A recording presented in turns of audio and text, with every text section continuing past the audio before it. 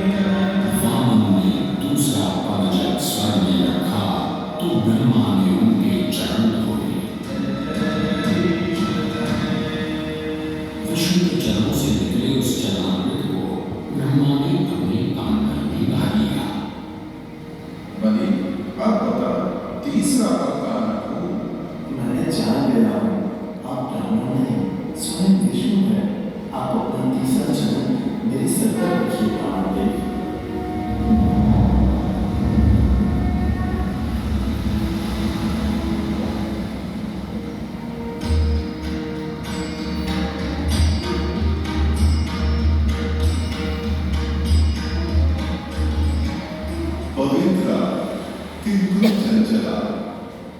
आज से तू मेरी पुत्री और नाम तेरा गंगा।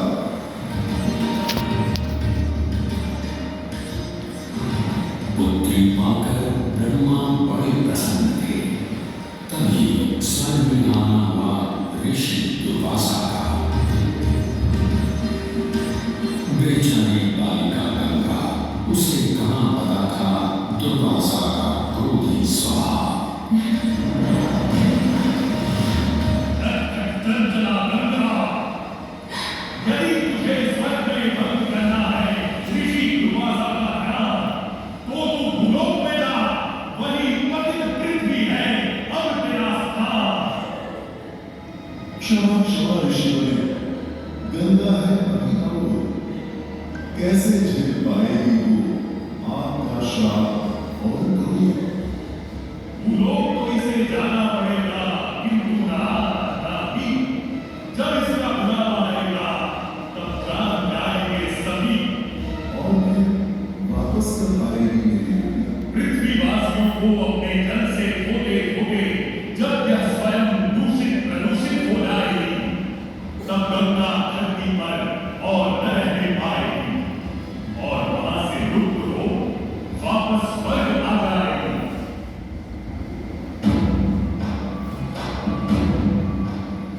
अंशुमन को अपने भाइयों के तर्कों के लिए गंगा को लाने का बहुत मन था, किंतु किसी को राजधर्म ही तो निभाना और राग ही चलाना था।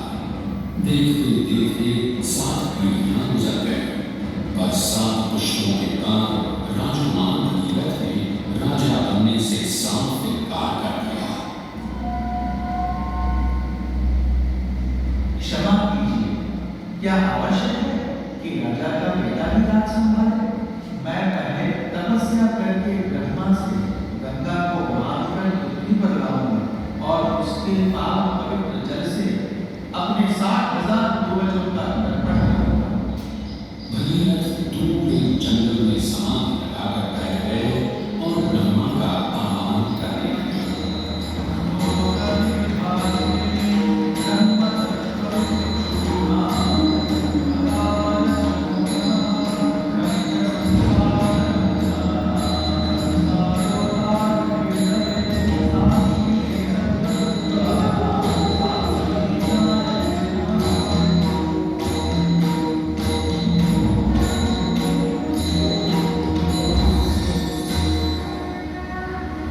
पुत्र भगीरथ, हम तुम्हारे तप से प्रसन्न हैं। बताओ, क्या आशीर्वाद चाहिए?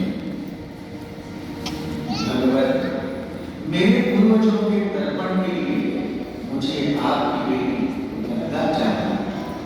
ब्रह्मा समझ गए कि गंगा की पृथ्वी पर जाने और धरतीवासियों का कल्याण करने का समय आ चुका है, पर उन्होंने एक चेतावनी दी और कहा कि यदि गंगा स्वर्ग से सीधे धरती पर गिरी तो सारी धरती ही नष्ट हो जाएगी और पृथ्वी को जीतते हुए गंगा सीधे पाताल में पहुंच जाएगी।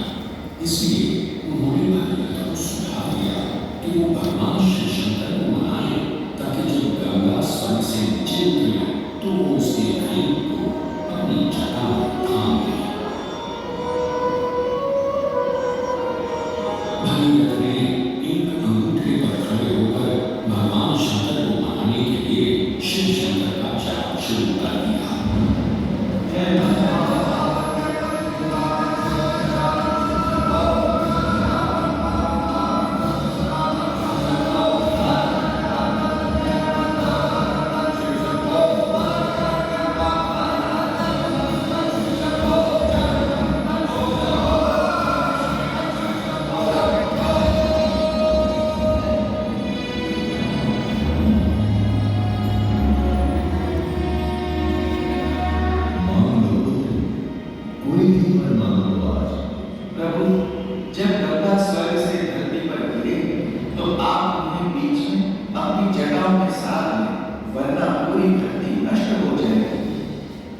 शिव तैयार है, आने दो गंगा को, आने दो।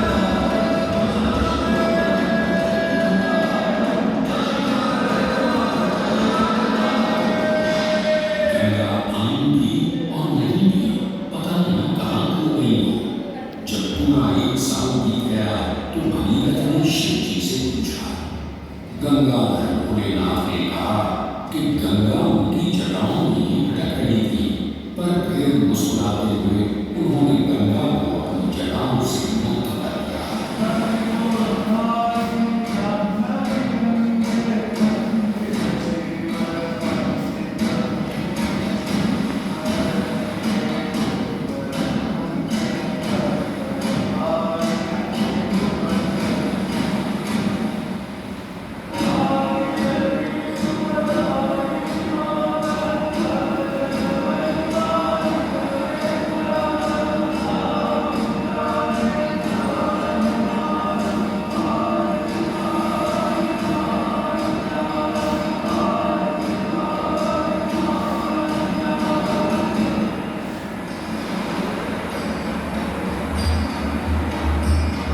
गंगा ने भगीरथ के साथ गंगा सागर जाकर सगर के पुत्रों का उद्धार किया, और साथ वो भारत की सबसे महत्वपूर्ण नदी बन गई, जिसका भारत के जीवन में धार्मिक, आर्थिक, सामाजिक, ऐतिहासिक परिणाम अनंत है।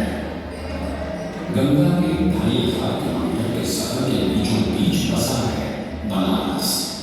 यहाँ आकर गंगा भी दिशा भूलकर उत्तरवाहिनी हो जाती है, पर अक्सर पार बदलने वाली गंगा ने आज तक कभी बनारस का दामन नहीं छोड़ा है।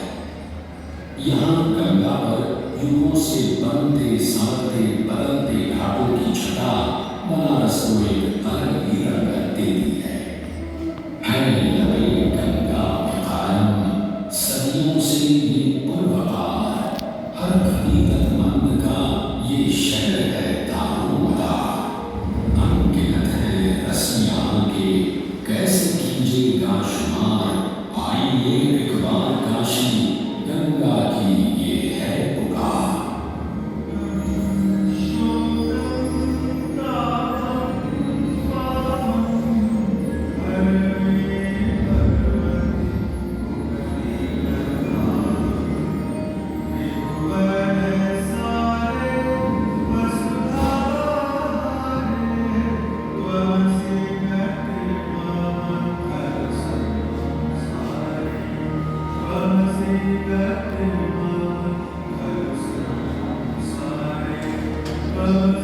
Bhagavad